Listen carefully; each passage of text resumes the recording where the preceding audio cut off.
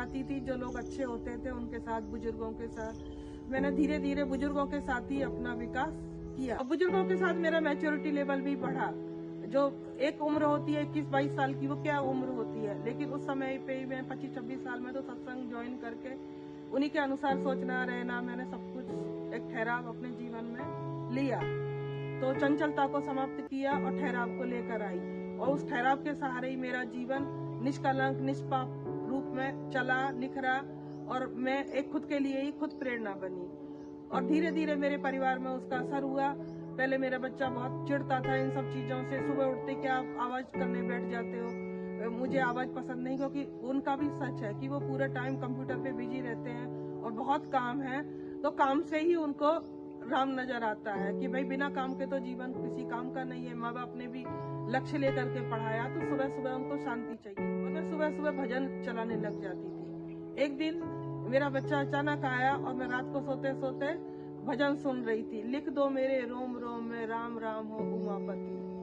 मैं सुन रही थी, मेरा बच्चा आके मेरे पास बैठ गया और मेरे से बोलने लगा, मम्मी आप सुन रहे हो, आप ऐसे ही सुनते हो कि सचमुच में सुनते हो, आपके ऊपर असर होता है? तब मैंने कोई रेस्पॉन्स नहीं दिया, मैं बिल्कुल निर्जीव की तरह पड़ी रही। उसने मुझे हिलाया और मुझे बोला कि अगर ऐसा है ना तो मैं आपके लिए घर में सत्संग लगवा दूं। तब मुझे लगा कि सत्संग का प्रभाव उसकी बुद्धि पे हुआ है, और उसने मेरा वहीं से साथ देना शुरू किया। तो धीरे धीरे आपका चेहरा और चलन तभी काम करता है, तब उन चीजों को आप सुनते हो। मेरे लिए ये एक बड़ी विजय से कम नहीं था। मैं उस दिन जीती नहीं थी, सामने वाला जीता था, क्योंकि वो मुझे पढ़ना सीख गया था, वो सत्संग को समझने लग गया था। आज भी वो भले और बुरे के बारे में मुझे बताते हैं कि सत्संग में गलत है, ये है वो है, मैं उन चीज को सुनती हूँ क्योंकि वो भी सच है। जो क्योंकि पापी आत्माएं हर जगह पहुंच चुकी हैं, हर जगह पे अगर नहीं पहुंचती तो इतनी सारी चेकिंग होती है, वहां भी सब कुछ, वो क्यों होती? तो कहीं ना कहीं वो घुस चुका है पाप। तो आपको सतर्क रहने की तो जरूरत है, सतर्कता हर जगह जरूरी है, और वो आपके आगे जाके भविष्य के निर्माण में, आपका खुद के भविष्य के निर्माण में बहुत आपका बड़ा योगदान देगी। आप कुछ भी कोई कहे, आप अपने मालिक खुद हैं, दूसरे के नहीं है। कोई कुछ भी कहे, पैसा दे दो, ये दे दो, वो दे दो, वो अपना पार्ट निभाते हैं, जहाँ पे जुड़ गया वो अपना निभाते हैं, दूसरा अपना निभाए। अगर मेरे पास वो पावर है तो मैं दूं, नहीं है तो नहीं दूं। आप खुद पे काम करें, तभी आप एक ईमानदार सत्संगी बनोगे। अगर आप नहीं बनोगे तो फिर आप नहीं बन पाओगे, कभी भी नहीं बन पाओगे। फिर दूसरा मैंने ये बताया कि मैं आश्रम खोलने के लिए बहनों को, माताओं को ही प्रेफरेंस दूंगी। अगर ओम शांति की आएंगी तो फर्स्ट प्रेफरेंस उन्हीं को ही दूंगी, क्योंकि जो आती है वो बहनों के अंडर में रहती हैं, और बहनें थोड़ा उनके साथ में कठोरता का पार्ट निभाती हैं, उनको अच्छी तरह ट्रेंड करती हैं, सफाई से रहना, अच्छे से काम करना, नहाना धोना, हर चीज में वो ट्रेंड होती है, तो उनसे दूसरों को दिक्कत नहीं होती। एक माता मेरे घर पर कभी कभी आती थी, ओम शांति की थी, दिल्ली में आती थी। वो एक बार मुझे रिक्वेस्ट कर रही कि मैं आपके घर चलूं, आज प्रोग्राम में, रात को घर नहीं जा पाऊंगी। हाँ माता जी चलो, कोई बात नहीं, आप ही का घर है, बाबा का घर तो सबका घर। और वो तो घर भी नहीं था, वो तो क्वार्टर था। तो वो आई, सुबह हुई, हम लोग अपना मेडिटेशन सब करके आए, शाम को फिर क्लास थी। वो माता आई और अपने आप मेरे फ्रिज में से मटर और मेथी और धनिया लेकर चली गई, और सारा साफ करके एज इट इज पैक करके फ्रिज में रख दिया। और मुझे इतना दुख हुआ कि वो माता जी आई थी अपना सत्संग सुनने, और वो फ्रिज में से काम निकाल लाई और करने लग गई। तो वो माता को मैंने बोला, तो बोलती क्या हो गया? बैठे बैठे बाबा का बुद्धि में भी चलता रहा और काम भी हो गया, फ्रिज में कुछ तो रहता ही है। तो मैंने कहा नीता बहन का फ्रिज खाली तो नहीं होगा।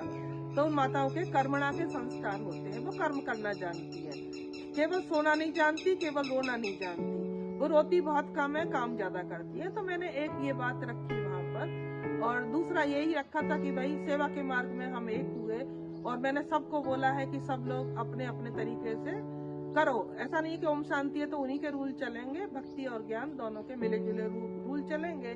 बस नहाना धोना अपनी अपनी पद्धति से, पूजा पाठ, बाकी और बुढ़ापे में क्या चाहिए, अपनी दवाइयाँ, अपना खाना पीना, बस वही है। और मैंने बता ही दिया है कि मैं शुद्ध सात्विक भोजन प्रोवाइड करवाऊंगी, तो उसकी मैं एक प्रोग्राम की क्लिप भी आपको डाल दूंगी।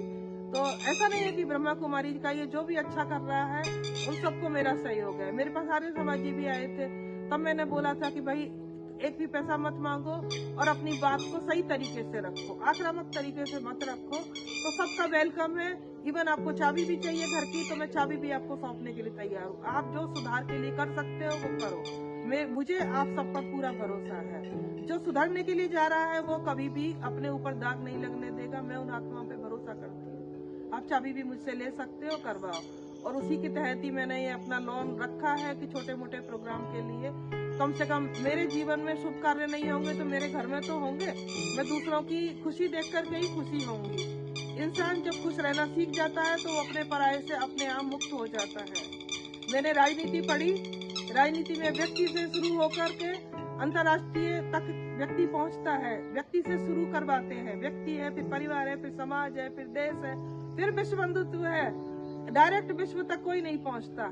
जो डायरेक्ट विश्व की कामना करते हैं, वसुधैव कुटुंबकम की और बड़ी बड़ी कामना करते हैं, वो पिछले स्तर पर बौने होते हैं, छोटे होते हैं, कभी नहीं कर सकता व्यक्ति। और हर सत्संग में भी मैंने वही सीखा। मैं सबका धीरे धीरे आगे बताऊंगी। तो मैंने वही सीखा। तो फिर वो एक एक व्यक्ति पे वो भी तो अपना विकास कर रहे हैं। वो भी तो अपना एक एक के लिए शुभ भावना, शुभ कामना एक एक व्यक्ति के लिए पुरुषार्थ कर रहे हैं। जो भी उनसे सलाह लेता है ऑनेस्टली देते हैं, अपनी अपनी पद्धति से। वो पूजा पाठ, भजन, यज्ञ वो अपने अपने तरीके से करते हैं। लेकिन लास्ट में सबके लिए भावना वसुधैव कुटुंबकम की लेके जाते हैं। लेकिन एक एक व्यक्ति की भी सुनते हैं। जिनका मैंने नाम बताया श्री रविशंकर जी के, वहाँ भी मैंने काउंसलिंग अपने बच्चे को दिलवाई थी। एक एक पे काम करते हैं। एक एक के लिए 4-4 बच्चों को भेजते हैं, 5-5 को ग्रुप भेजते हैं। सब काम करते हैं क्योंकि जो अपना सुधार चाहेगा वो भगवान से यही प्रार्थना करेगा कि सबका अच्छा हो, सबका भला हो। उसमें शर्त ये होती है कि भाई या तो जो बिगड़ा हुआ है या जो उसमें कुछ गलत फहमी है, या तो वो एक्सेप्ट करे। अगर वो एक्सेप्ट नहीं कर पा रहा है तो जो उसका डायरेक्ट, जो उसका रचनाकार है, उसके माता पिता या उसके बहन भाई जो उसको अच्छे से समझते हैं और समझाते हैं, वो उसकी गारंटी ले, उसकी जिम्मेदारी ले, उसको ऑनेस्टली सब चीजें बताएं, उनको धोखा न दें, तो जरूर वो कोऑपरेट करेंगे। मैंने अनेक बार, एक बार नहीं, मैंने कई सारी चीजें ब्रह्मा कुमारी में भी नहीं बताई और नहीं हो पाया। मैंने दूसरी जगह से भी हेल्प ली है और अपने अभी तक भी मेरा वो पार्ट चल रहा है। तो मैं किसी को भी दोष नहीं दूंगी, कभी भी नहीं दूंगी। हर एक को ऊंचा उठाऊंगी। अगर मैं हर एक से जब मैंने लिया है तो जरूर श्रेष्ठ है तभी लिया होगा। निकृष्ट से मैं ले ही कैसे सकती हूँ? क्योंकि मैं जब कम एज में थी तभी भी निकृष्ट से डरती थी, भयभीत होती थी, तो ले ही नहीं सकती। वो मेरा पार्ट नहीं है। तो हमेशा हमेशा उठें और उठाएं और एक दो के लिए करते चले, तभी आप ऊंची भावनाएं तभी रख पाओगे। जब एक दो सीढ़ी चढ़ोगे, डायरेक्ट आप कैसे लिफ्ट लगा के ऊपर पहुंच जाओगे? कैसे आप विमान में बैठ जाओगे? विमान में बैठने के लिए भी आपको कहीं ना कहीं टैक्सी करनी पड़ेगी, थोड़ा पैदल चलना पड़ेगा, तब विमान की यात्रा का आप आनंद ले पाते हो। डायरेक्ट तो आप नहीं वहाँ पे बैठ पाते हो। इवन एयरपोर्ट पर भी आप चलने के लिए, वहां तक आप चलो पैदल भी आ जाओगे, मान सकती हो, लेकिन वहां से भी रनवे पे जाने के लिए भी आपको एयर बस को यूज करना पड़ता है, तो आप नहीं चल सकते। वसुधैव कुटुंबकम वही आत्मा कर सकती है जो एक दो के सहयोगी बनती है। मैंने एक दो के साथ तारतम्य बिठाना सीखा, जरूरतमंदों के साथ जो मेरे पास था उतना ही दो मुट्ठी देना सीखा, किसी का छीना नहीं। एक दो बार मैंने छुपा करके, चोरी से भी आप उसे मान सकते हो, दिया है, तो कम से कम घर में एक या दो लोगों को जरूर बता दिया है। कम से कम उनसे झूठ मत बोलो जिनको आप ऊपर आप आश्रित हो। तो उतना ही मेरा चोरी का, छूट का, उतना मेरा भी पार्ट रहा है। और वो दूसरे को देख करके दूसरे के आंसू में नहीं देख पाती है। मेरे माँ बाप की भी कमजोरी थी और मेरे ऊपर भी आई और हम बहनों के ऊपर आई ये कमजोरी। तो इसको आप जेनेटिक भी कह सकते हो, लेकिन मैं धीरे धीरे इस पे काम करके, कम से कम मैंने अपने माँ बाप से ये सीखा कि वो इमोशनल ब्लैकमेलिंग के शिकार हो जाते थे और मैं उस छलावे को साधने की कोशिश कर रही हूँ। बस इतनी ही मैं समझदारी से अपने आप को चला पा रही हूँ और मैं उसमें ही अपने आप को धीरे धीरे पारंगत कर पाऊँ। मेरा खुद पे इतना ही नियंत्रण है। बाकी जो खुद का ही सुधार मैं चाहती हूँ और जो मैं अपने साथ जिनको जोड़ूंगी थोड़े सुधरे हुए हों तो मेरे लिए आसान होगा, क्योंकि एक एक के ऊपर काम करना मेरे लिए पॉसिबल नहीं है, क्योंकि हेल्थ इश्यूज है। और मैं कोशिश यही करूंगी कि मैं मालिक बन करके नहीं, मैं नौकर बन करके, मैं उनकी माँ बन करके, क्योंकि मैंने 21 तारीख को अपने शिवांगन का उद्घाटन रखा है। उस दिन मेरे बच्चे का जन्मदिन है, तो मैं मातृत्व भाव से ही उनको एडमिट करूंगी यहाँ पर। तो उनको मैं बच्चे की तरह ही संभालूंगी। कभी भी जैसे बच्चा एक माँ की इच्छाओं में सुरक्षित होता है, वो कोशिश करूंगी कि वो मेरी इच्छाओं में सुरक्षित रहे, अच्छे रहे, हंसते गाते उनका जीवन गुजरे, और यही मेरी प्रार्थना रही। धन्यवाद।